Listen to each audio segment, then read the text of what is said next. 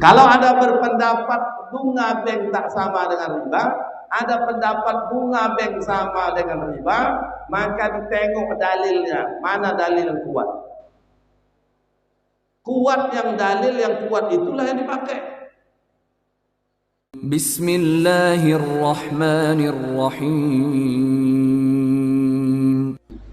Assalamualaikum warahmatullahi wabarakatuh.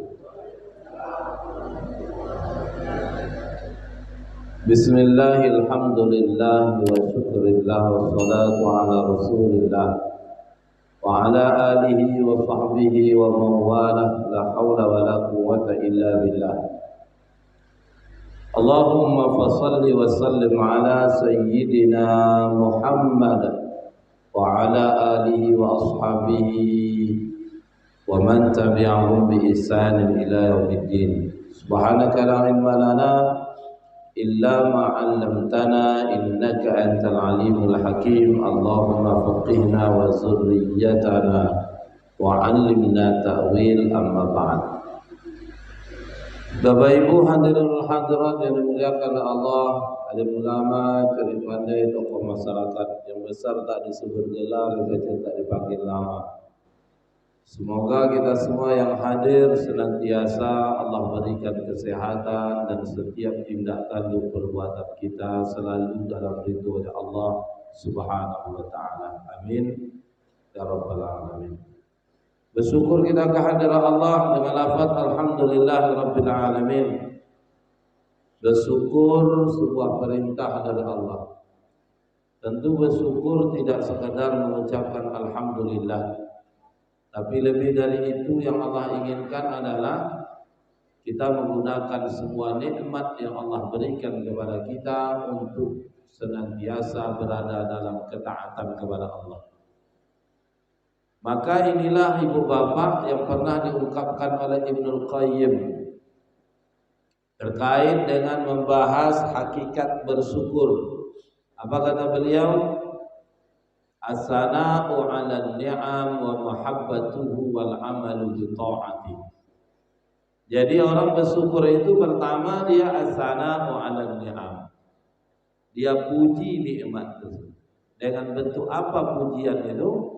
Dengan melafazkan alhamdulillah. Selanjutnya orang yang bersyukur itu hakikatnya mahabbah, mencintai. Apa yang dicintai? Nikmat yang Allah berikan. Maka di sini perlu menjadi koreksi bagi al-fakir dan kita semua yang hadir. Jangan sempat satu nikmat yang dicabut oleh Allah, satu nikmat yang diambil oleh Allah, kita berkeluh kesah dan menutup mata akan nikmat-nikmat yang lain. Bisa jadi gugur gigi sudah gugur. Itu berarti nikmat makan itu kurang enak lagi, Pak. Dikasih kalio jengkol, itu kurang nikmat dia makan. Kayak orang main bola aja lah, opor kiri kanan gol, ya. Nggak ada pakai kunyah 16 kali, 32 kali, itu tak ada lagi. Nah, kita jangan merasa berkecil hati, berkeluh kesah dengan dicabutnya nikmat gigi yang Allah telah titipkan kepada kita, sehingga kita melupakan nikmat yang lain. Mata masih bisa melihat, telinga masih mendengar, hati kita masih sehat, jantung kita masih sehat, bahkan sampai detik ini kita masih memeluk dan meyakini Islam sebagai agama. Itu nikmat ini perlu kita cintai. Nah, berikutnya kata Ibnul Qayyim, orang yang bersyukur itu apa kata beliau? Wal amalu bi ta'ati, menggunakan nikmat yang Allah kasih untuk tetap berada kepada ketaatan. Kenapa demikian? Karena memang ibu bapak, kita ini hadir ke dunia ini tujuannya cuma satu. Secara umum dalam bingkai ibadah. Cobalah tengok firman Allah surah ke-51 suratul Zariyat ayat ke-56. Allah tabaraka wa ta'ala berfirman, "Wa ma khalaqtul jinna wal insa illa liya'budun." Ayat ini dengan jelas dan tegas Allah menggunakan huruf nafi, artinya meniadakan, di mana huruf nafi itu ma, wama, dan tidaklah. Berarti Allah menafikan. Apa yang dinafikan oleh Allah? Khalaqatul jinna wal insa, kuciptakan jin dan manusia. Berarti Allah menafikan penciptaan jin dan manusia itu illa, pengecualian, mustasna. Apa pengecualinya? Liya'budun, untuk beribadah. Ya. Kalau bukan dalam rangka beribadah, kita ini tidak hadir ke dunia ini, Pak. Ya. Makanya ibadah itu maknanya apa? Taat. Taat, fi'lul wajibat wa tarkul muharramat. Mengerjakan semua yang Allah wajibkan, meninggalkan semua yang Allah haramkan. Itulah taat itu. Kalau itu perintah dikerjakan, kalau itu larangan ditinggalkan. Kalau ini terjadi pada diri kita, maka insya Allah setiap detik yang kita lewati, lalui dalam hidup kehidupan ini tetap dalam bingkai ibadah kepada Allah. Tapi kalau tidak, maka yakinlah kita ini ibarat kereta api sudah keluar dari rel, tinggal menunggu waktu aja Pak, terbalik kereta api. Kita juga begitu. Kalau hidup kita ini tak dalam rangka beribadah, tidak dalam rangka tujuan taat, maka yakinlah inilah awal mula muncul masalah dalam hidup kita. Ibu bapak yang berbahagia, coba kita simak firman Allah surah ketiga, suratul Imran, ayat ke-31. Apa kata Allah dalam ayat tersebut? Qul, katakan wahai Muhammad. Ini ayatnya berbentuk perintah. Ya, ini bentuk fi'il. Fi'il kata kerja, amar, perintah. Al aslu fil amri lil wujub. Asal dari perintah dalam ayat ini hukumnya wajib. Maka dikerjakan berpahala, ditinggalkan berdosa. Nah, maka Allah perintahkan, wahai Muhammad katakan. Kepada siapa dikatakan? Kepada umatnya. Apa yang dikatakan oleh Nabi yang Allah perintahkan kepada beliau? In kuntum, jika kalian tuhibbunallah, mencintai Allah subhanahu wa ta'ala, fattabi'uni, maka ikutilah aku, kata Rasulullah sallallahu alaihi wasallam. Apa makna fattabi'uni? Ittiba'ur Rasulullah sallallahu alaihi wasallam. Jadi kecintaan kepada Allah itu dibuktikan dengan ketaatan kepada baginda Nabi sallallahu alaihi wasallam. Maka kalau kita mengaku cinta kepada Allah, kita mengaku beriman kepada Allah, kita yakin Allah khaliquna wa mudabbiruna, pencipta kita dan pengatur hidup kita ini, maka tidak kita wujudkan semua itu dalam bentuk mentaati Nabi, maka cinta kita tidak benar dengan Allah. Ya, tidak benar dengan Allah. Maka bentuk cinta yang benar kita itu apa? Mentaati Allah. Cuma Allah ditaati secara zat, Allah tidak bisa dilihat. Tapi bukan berarti yang tak bisa dilihat tak ada. Banyak di sekitar kita ini yang tak bisa dilihat tapi ada. Contoh angin. Angin itu terasa kita Pak. Tapi yang mana angin itu? Kita tidak tahu. Tak bisa kita tunjukkan. Oh, itu pohon kayu bergoyang. Pohonnya bergoyang. Tapi itu tanda dari angin. Ya. Kipas ini berputar, mengeluarkan angin. Nah, yang mana angin itu? Tak tahu kita. Bahkan dalam diri kita sendiri, akal dalam diri kita tidak bisa kita tunjukkan di mana posisinya. Bukan berarti kita itu tidak punya akal. Tapi keberadaan akal, keberadaan angin, keberadaan yang lain yang tak bisa diindra termasuk zatnya Allah, itu bisa kita rasakan keberadaannya. Kita bisa rasakan. Makanya Allah tidak bisa dicontoh. Makanya ibu bapak, kalau ada pemahaman misalkan begini, kita kenapa mengasihi dan mencintai? Karena Allah punya sifat Ar-Rahman Ar-Rahim, Maha Pengasih dan Maha Penyayang. Betul tidak begitu? Kalaulah pemahamannya seperti ini, bagaimana dengan sifat Allah yuhyi wa yumit, menghidupkan dan mematikan? Maka kita bisa pula membunuh orang. Cuma bisa tidak menghidupkan orang? Tak bisa. Karena ini memang haknya Allah, kemahabesaran Allah. Maka dari itu manusia tidak bisa mencontoh Allah. Siapa yang bisa dicontoh? Makhluk ciptaannya, itulah Rasulullah. Maka keberadaan Nabi hadir itu untuk dicontoh. Maka mencontohi Nabi ini bentuk ekspresi cintanya kita kepada Allah Subhanahu wa ta'ala. Ya. Bahkan Imam Syafi'i itu pernah mengungkapkan dalam potongan bait syairnya. Apa kata Imam Syafi'i? Lau kana hubbuka shadiqan la ata'tahu innal muhibba liman yuhibbul muti'. Lau kana hubbuka shadiqan, jika cintamu itu shadiq, benar. Kalau cinta kita kepada Allah benar, la ata'tahu, maka kita pasti mentaatinya.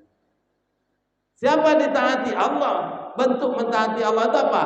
Mencontohi baginda Nabi sallallahu alaihi wasallam. Innal muhibba liman yuhibbul muti'. Karena para pecinta itu mentaati orang yang dicintai. Kalau kita cinta kepada Allah, maka buktikan dengan ketaatan kepada Allah. Sebaliknya, berikutnya, kalau kita cinta kepada Nabi, maka wujud dari cinta kita itu, kita pun harus mencontohi Nabi. Apa yang dicontoh dari Nabi? Semuanya. Semuanya itu apa? Syariat, aturan, yang mana di dalamnya ada wajib, sunnah, mubah. Nabi terhindar dari hal yang makruh dan apalagi yang haram. Maka pada diri Nabi tidak ada yang makruh dan tidak ada yang haram.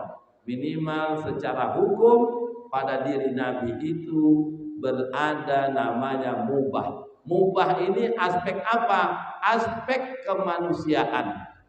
Contoh berjalan, tidur, berpakaian. Nah, kalau kita contoh hukumnya mubah. Tapi sunnah Nabi. Kenapa sunnah? Karena Nabi melakukan. Contoh kenapa kita pakai jubah? Ada yang bilang jubah ini sunnah Nabi. Betul. Sunnah dalam mana apa? Sunnah dalam mana sumber hukum. Karena Nabi melakukannya. Berpakaian jubah.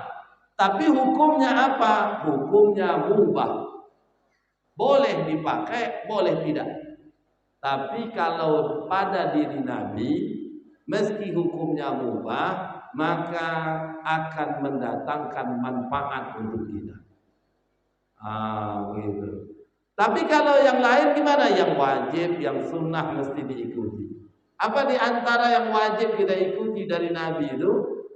Beribadah, ikut ala Nabi. Makanya man amila amalan laisa alaihi amruna fahuwa raddun. Siapa saja yang beramal laisa alaihi amruna, yang dia beramal tidak sesuai yang kami perintahkan, fahuwa raddun, maka amalnya tertolak.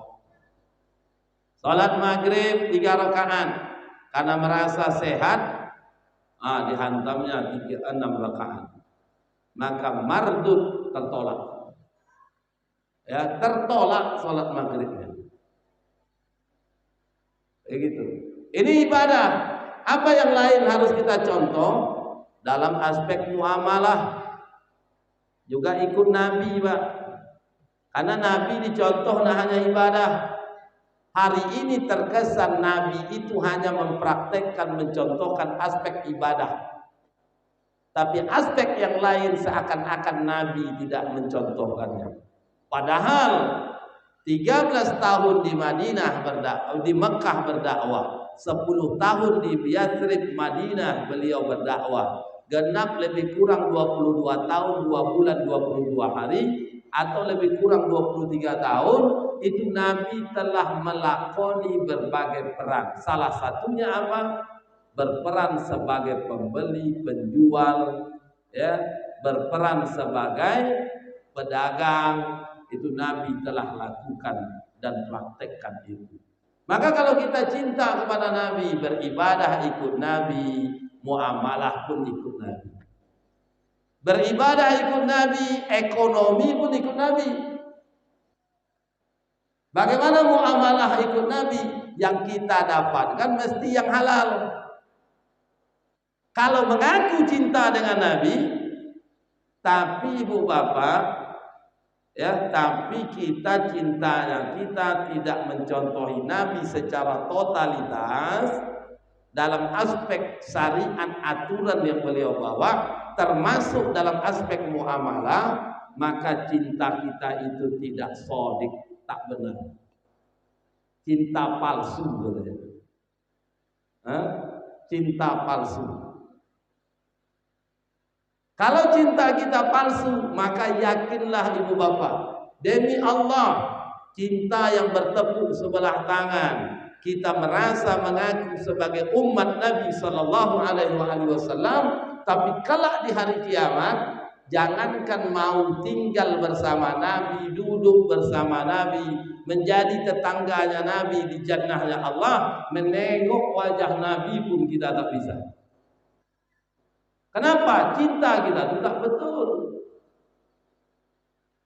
Maka cinta kepada Nabi itu totalitas ikut Nabi.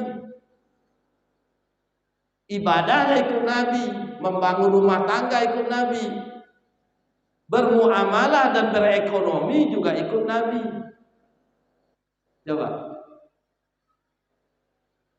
Ikut Nabi, apalagi hari ini, Pak. Hidup kita di zaman sekarang ini. Mengikuti Nabi itu, dan Nabi gambarkan kalau mengikutinya itu begitu luar biasa ujian kesabarannya. 14 abad yang lalu Nabi telah katakan, inna mi waraikum ayamus sabri, sungguh di belakang kalian ada hari-hari yang penuh dengan kesabaran. As-sabru fihinna kal qabdi 'alal jamri. Sabar orang ketika itu seperti seakan-akan seperti memegang bara api. Berat. Contohnya hari ini kita tak mampu beli kontan barang itu, Pak.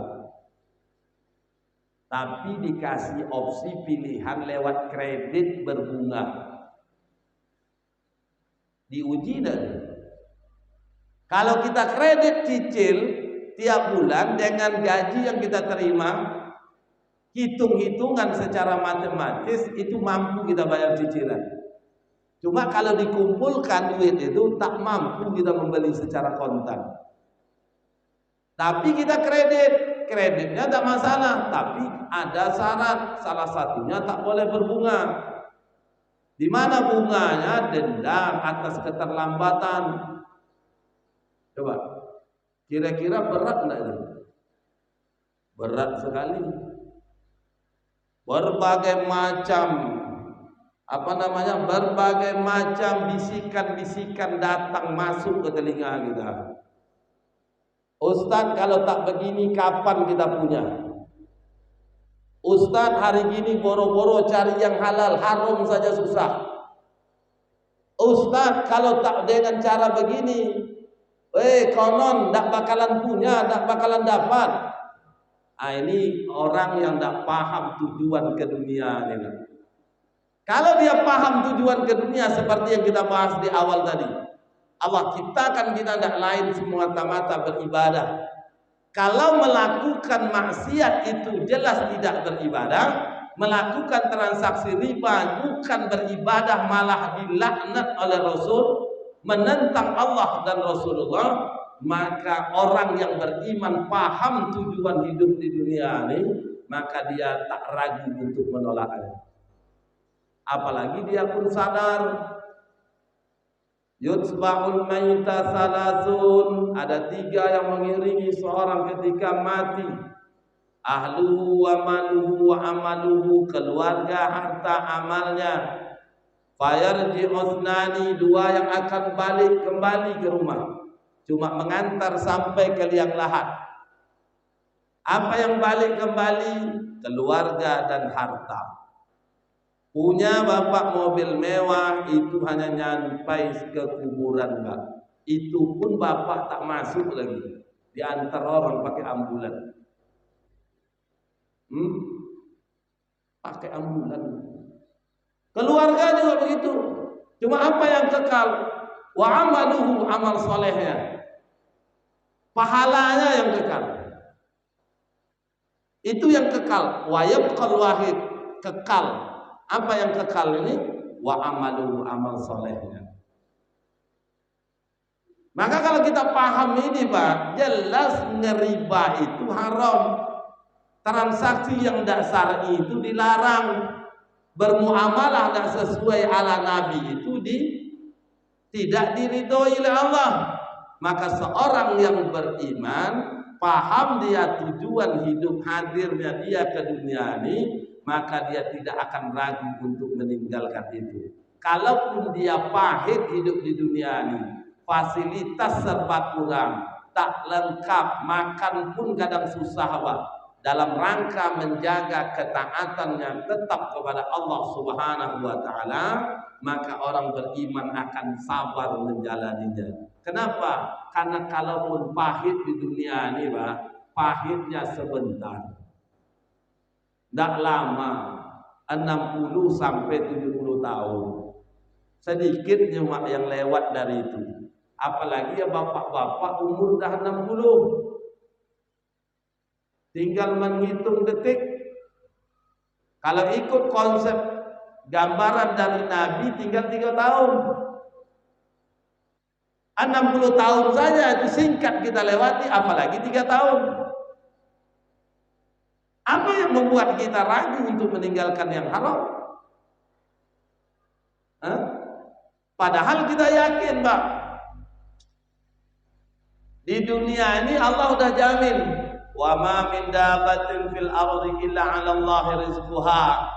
Semua binatang melata di bumi termasuk manusia, dabah, illa 'ala Allahi rizquha, melainkan atas Allah lah yang telah menjamin rezekinya. Maka urusan rezeki materi harta itu, Pak, khususnya harta, rezeki secara umumnya itu kita udah dijamin.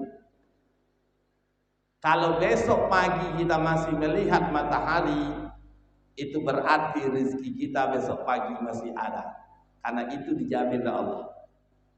Tapi apa yang tak dijamin, Pak? Kita mati husnul khotimah, su'ul khotimah itu belum dijamin.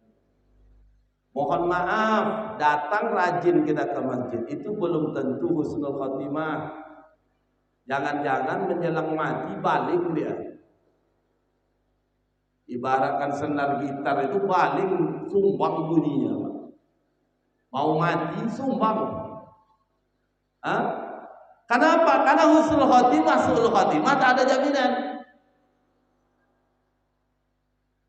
Yang berikutnya di alam kubur nanti, kubur kita bagian dari Raudhatul Jannah atau tempat taman di neraka, itu tidak ada juga jaminan. Apalagi kita cerita besok hidup setelah dunia. yakni kehidupan kedua, yakni kehidupan di akhirat, itu pun tidak ada jaminan kita nih ke surga atau ke neraka. Ke surganya langsung atau transit, tak ada yang jamin. Makanya jangan mengklaim surga punya kita. Lain dari kalian ini masuk neraka semua, tak boleh. Emangnya kau udah booking pintu surga lu? Enggak. Punya kau kunci surga? Belum. Jangan-jangan yang merasa sudah di surga itu muncul ujub, sombong, takabur dalam dirinya. Oh, ini bahaya besar. Membuat amal menjadi rusak. Maka hati-hati. Itu tidak dijamin, Pak. Nanti kita di akhirat ke surga ke neraka tidak dijamin. Tapi besok pagi kalau kita masih hidup, rezeki kita dijamin. Tapi hari ini terbalik, banyak orang yang khawatir dengan perkara yang sudah dijamin, tapi sedikit orang yang khawatir dengan perkara yang belum dijamin. Dia mati husnul khotimah belum dijamin, orang tidak risau. Dikubur nanti dia menjadi taman surga kuburnya atau tidak, orang tidak risau karena padahal belum dijamin. Di akhirat dia masuk surga atau ke neraka, ke nerakanya, ke surganya itu langsung atau transit, belum dijamin, orang tidak risau.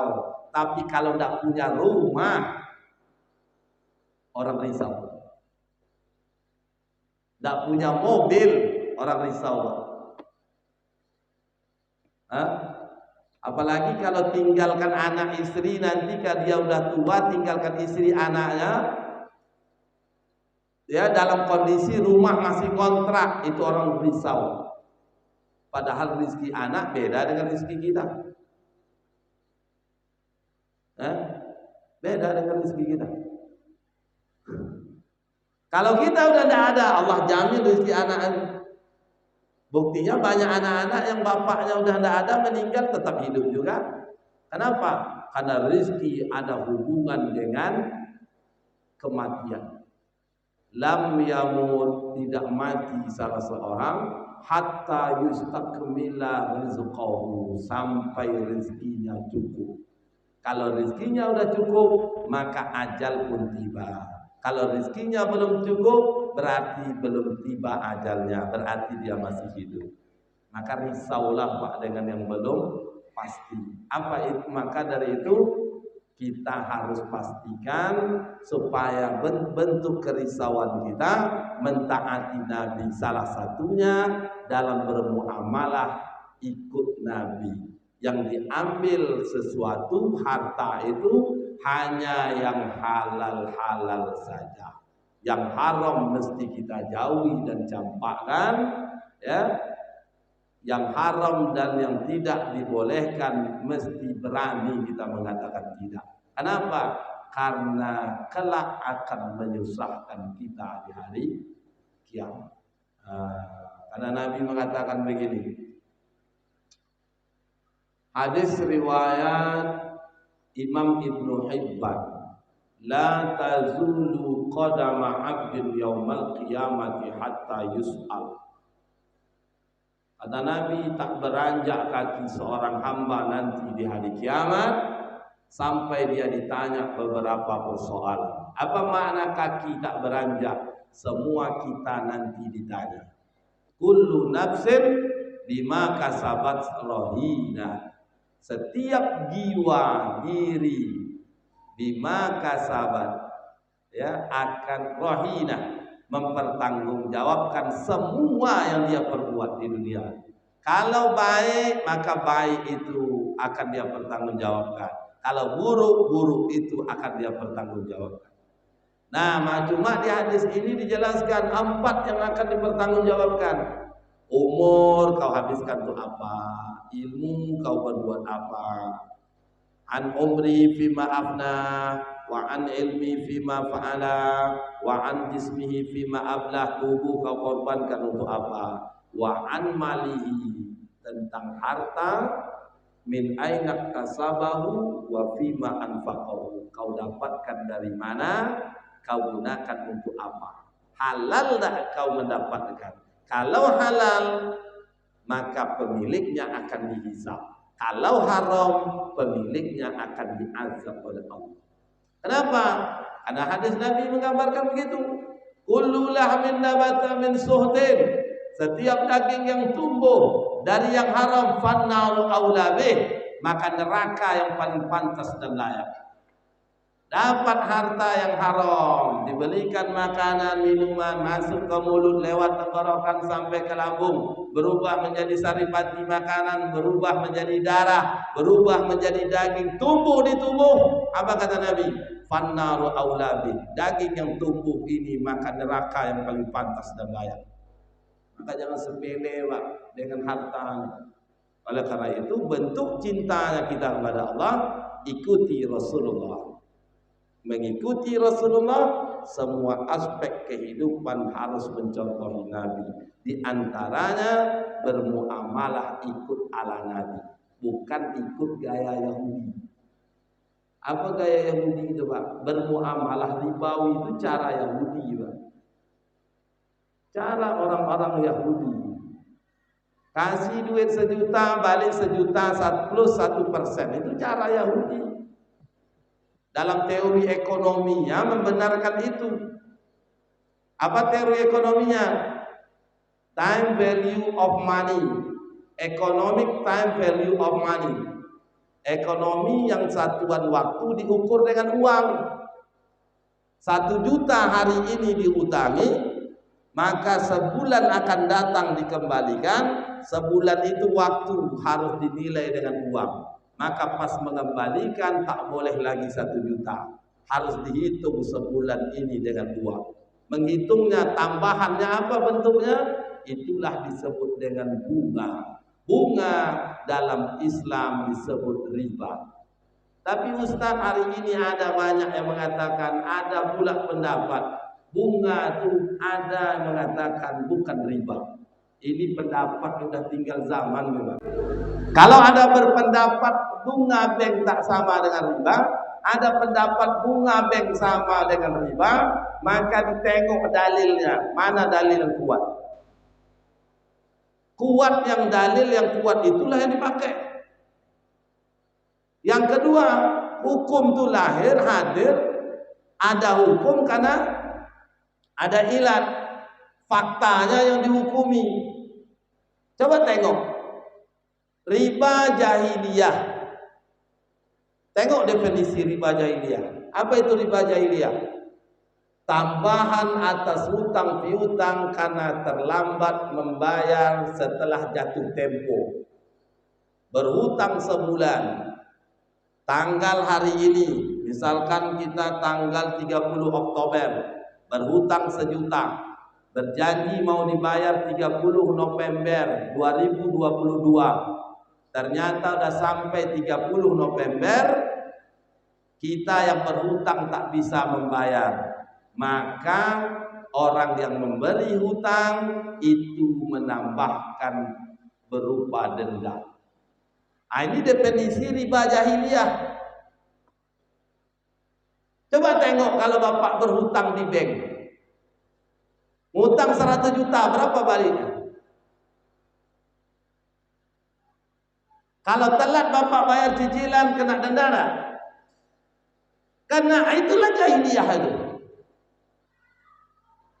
Tapi ada juga yang ngotot mengatakan bunga bank tak riba.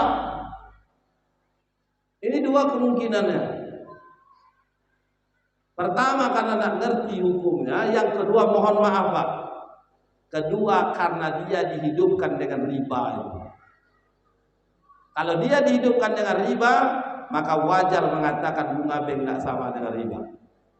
MUI itu sudah keluarkan fatwa, 2004 sudah keluar fatwanya, bunga bank haram, ada bunga bank riba. Oh, fatwa tak wajib terikat. Emangnya kita ini mufti?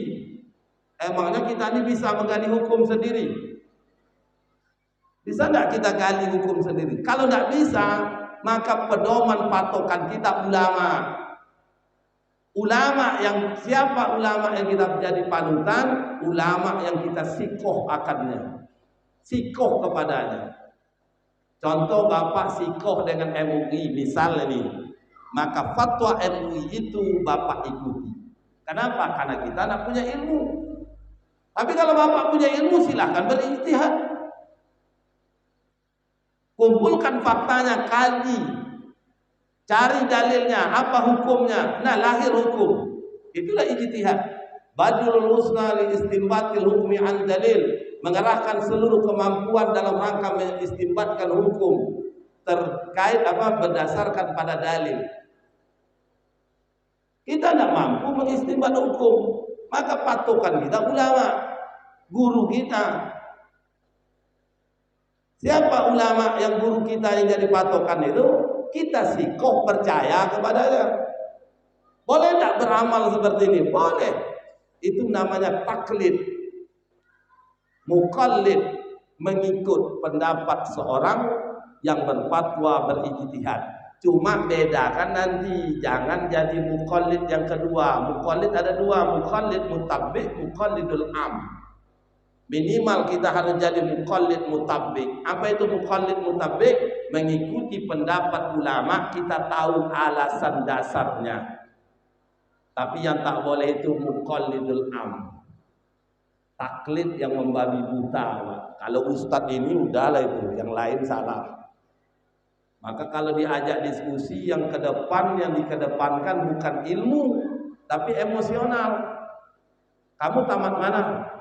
Lulusan mana? Pesantren mana? Berapa lama kamu kuliah? Universitas Islam enggak? Ini yang ngomong ini pondok 7 tahun, kuliahnya di Timur Tengah. Banding enggak dengan kau? Oh, itu bukan ilmu itu, Pak. Menguasai bahasa Arab enggak jadi patokan. Abu Jahal itu parah, mantap bahasa Arabnya. Ngigau aja bahasa Arab. Abu Jahal itu Pak ngigau bahasa Arab. Tapi apa benar Abu Jahal? Enggak. Ada yang lebih parah lagi di Indonesia, namanya Snok Orduron. Pura-pura masuk Islam, diubah namanya jadi Abdurrahman. Hafiz Quran, ribuan hadis hafal, menguasai 6 ilmu bahasa Arab, nahwu, sorof, manik, mantik, bayan, balaghah. Khotam dia, Pak. Masuk ke Indonesia, dia adu-adu orang Indonesia. Sampai hari ini masih bertahan pahamnya Snok Orduron yang alias Abdurrahman tadi. Apa diantaranya? Paham khilafiyah. Becokak awak gara kunut tak kunut. Itu warisan dari Snok Orduron dulu. Supaya kita dibecokak. Jadi tidak jadi patokan. Maka dari itu kembali kepada hurufnya ulama. Kalau ini tak boleh, dalilnya lebih kuat, ada pendapat dalil lemah, maka dahulukan yang kuat. Tapi kalau kita tak mampu menentukan mana kuat, mana lemah, mana kuat, mana tidak kuat, maka pedomani kesikohan terhadap tokoh tersebut. Nah, termasuk perkara riba. Maka dengan begitu insya Allah kita dalam bermuamalah terhindar dari cara-cara Yahudi, cara-cara di luar Islam, tapi mengikuti, mencontohi baginda Nabi Sallallahu Alaihi Wasallam. Baik, ada waktu beberapa menit. Mana tahu ada yang mau mengkonfirmasi dari apa yang kami sampaikan. Dipersilakan kepada ibu bapak.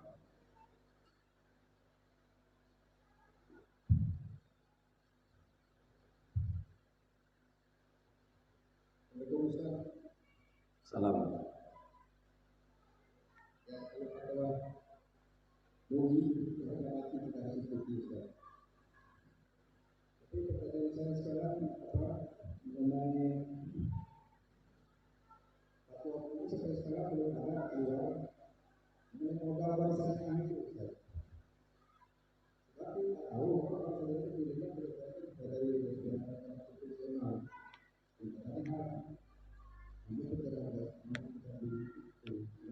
Ya. Baik, ada yang lain? Kira-kira. Fatwa MUI apakah harga mati? Tidak. Ya, tidak mengikat, tapi mengikat bagi mereka yang sikoh kepadanya. Atau sebaliknya, dalam satu perkara kita ngikut pendapatnya karena kita percaya dalam hal ini, tapi dalam aspek yang lain kita tak ikuti karena kita menganggap tidak percaya. Di sini perlu keilmuan kita, Pak. Di mana kita bisa dapatkan ini mau tak mau dengan belajar. Apa di antaranya? Inilah perlunya majelis ilmu supaya kita tahu. Ya. Misalkan ada dulu fatwa dana talangan haji.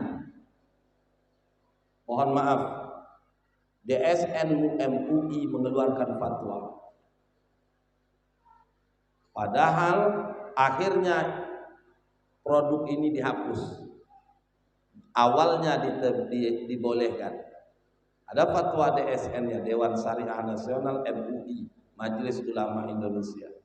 Tapi akhirnya dihapus program ini di bank-bank yang berazaskan syariah. Dana talangan haji tidak ada lagi. Kenapa? Karena setelah dikaji ditelaah, ada banyak kritikan, ditelaah lebih lanjut, ternyata talangan haji itu mengandung unsur riba. Bank syariah menolak prinsip riba. Ada secara umum namanya maghrib.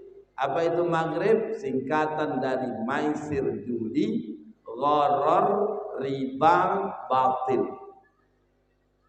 Secara slogan bank berazaskan syariah, apapun namanya, menolak prinsip maghrib. Sementara dalam produk yang disahkan oleh MUI, misalkan waktu itu, Pak, dana talangan haji itu dibolehkan. Akhirnya sekarang kan tidak jumpa lagi ya. Di bank-bank berazaskan syariah ada menawarkan produk talangan haji. Kenapa? Karena dianggap ini mengandung unsur riba. Di mana ribanya? Hutang dikasih sekian, dapat porsi naik haji misalkan waktu itu 15 ya, 25 ya. Nah, ketika naik dapat porsi dia, nah yang bersangkutan membayar, nanti dikenakan administrasi. Nah, yang kedua terjadi double akad di dalamnya. Bapak pakai talangan haji mengakadkan kepada bank berazaskan syariah tadi itu untuk mengurus porsi kursi haji. Karena bapak ngurus dia, minta tolong ke dia, maka bapak memberikan ujroh. Layaknya bapak minta tolong sama orang, bapak kasih upah dia. Urusan bapak wakilkan ke dia, orang ini melakukannya, maka bapak terbantu. Nah, namanya muncul akad yang kedua, wakalah bil ujroh, mewakilkan ada kompensasi. Sehingga porsi haji misalkan 25 juta, bertambahlah dia dari 25 juta itu. Kenapa? Karena ada tambahan wakalah tadi. Bapak mewakilkan bil ujroh. Ya, mereka yang menerima wakil dapat upah. Dalam Islam yang seperti ini dilarang. Masuk kategori multi akad, akad ganda. Hadis riwayat Imam Ahmad menjelaskan larangan itu. Apa kata Nabi sallallahu alaihi wasallam? Naha Rasulullah sallallahu alaihi wasallam an safqataini fi safqah. Nabi melarang. Apa yang dilarang? An safqataini fi safqah. Dua akad satu transaksi. Transaksinya talangan haji, akadnya ada dua. Pertama akad hutang. Yang kedua akad wakalah bil ujroh. Nah, ini dalam hadis dilarang. Tapi awal dulu keluar fatwa boleh. Akhirnya ditinjau ulang, maka produk yang ini dihapus. Makanya saat ini kita tidak jumpa lagi talangan. Yang ada sekarang talangan dilakukan oleh lembaga-lembaga. pergi umroh di Talang, pulang dari umroh baru bayar. Bayarnya berapa? Bertambah enggak? Enggak ada bertambah Ustaz. 30 juta berangkat, 28 juta berangkat, 28 kita bayar.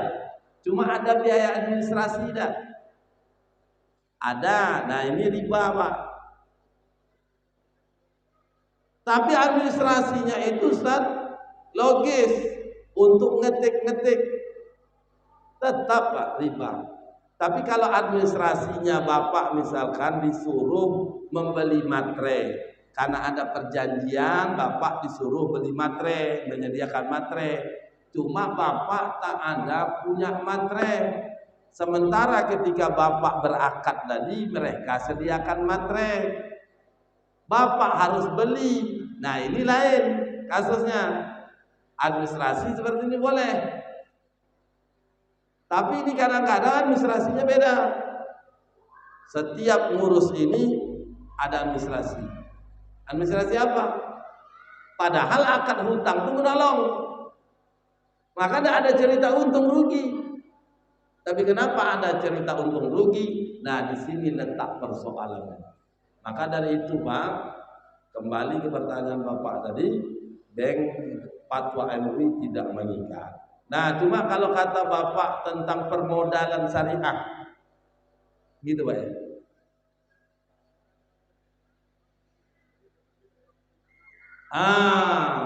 Makanya Pak, mohon maaf, saya sering ditanya tentang pertanyaan seperti ini.